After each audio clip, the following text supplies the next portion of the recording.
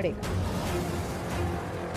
कि कल मन की बात करने के लिए मोदी जी के पास बहुत समय था, 1 घंटा 1.5 घंटा खूब जुबान चलती है उनकी भाषण देने के लिए, लेकिन आश्वासन देने के लिए उन माँ बाप को, उन माता पिताओं को, उन अभिभावकों को जिनके बच्चे फंस गए हैं युद्ध क्षेत्र में, जिनकी जिंदगी का एक एक पल डर और भय के साए में बीत रहा है, मोदी जी की जुबान नहीं चली। कल बहुत दुख हुआ इस बात का। आज उंगलियां बहुत चली ट्विटर पर मोदी जी की, मणिपुर से वोट मांगने के। हमारा विदेश मंत्रालय फंसा हुआ है विरोधाभासी एडवाइजरी जारी करके गाल बजाने में, और हमारे बच्चे फंसे हुए हैं ऐसी दर्दनाक परिस्थिति में यूक्रेन में। और बहुत शोर सुना होगा आप सब लोगों ने, घर वापसी घर वापसी घर वापसी, संघी भाजपाई और मैं तो कहूंगी मोदी भक्त सारे बहुत शोर मचाते हैं घर वापसी के बारे में।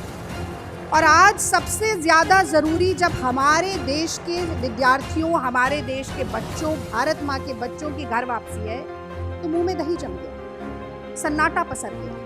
अब घर वापसी का शोर नहीं मचेगा, अब कोई नहीं बोलेगा कि कैसे 20,000 बच्चों को वापस लेकर आया जाए। बिल्कुल ठीक कहा है राहुल गांधी जी कि क्या इवैक्यूएशन प्लान है आपका, बताइए। एक बॉर्डर से दूसरे बॉर्डर धक्का खा रहे हैं आज हमारे देश के बच्चे, उनके ऊपर लाठी बरसाई जा रही है, ठंड में बर्फ गिर रही है, वो खड़े हुए हैं, सैकड़ों मील पैदल चल के आ रहे हैं। कल पोलैंड बॉर्डर पर हमने जो दृश्य देखे, उसके बाद हमें ये भी पता चला कि वहां पर भी टूटी फूटी अंग्रेजी में सैनिक कह रहे हैं कि अब आप रोमानिया जाइए, यानी कि एक बॉर्डर से सैकड़ों मील दूर पैदल चल के अब वो रोमानिया जाए। रोमानिया में कौन मदद करेगा, कोई इसकी गारंटी नहीं है, कोई आश्वासन नहीं है, कोई दखल नहीं है सरकार। 26 फरवरी, अभी कुछ दिन पहले ही जो अंतिम एडवाइजरी भारत सरकार की आई थी, उसमें ये कहा गया कि आप जहां हैं वहां बने रहिए और इंडियन एम्बेसी से संपर्क करें। हम सब लोगों ने विजुअल्स देखे, सारे चैनल्स ने दिखाए मुझे लगता है, जिसमें स्टूडेंट्स ऐसे फोन दिखा रहे हैं, नंबर डायल कर रहे हैं इंडियन एम्बेसी के। लोगों का कोई फोन उठाने की जहमत तक नहीं है, जरूरी नहीं समझ रहा है कि फोन उठाकर ही कह दें कि 2 दिन रुके रहिए, 4 दिन रुके रहिए, कुछ मदद आ रही है।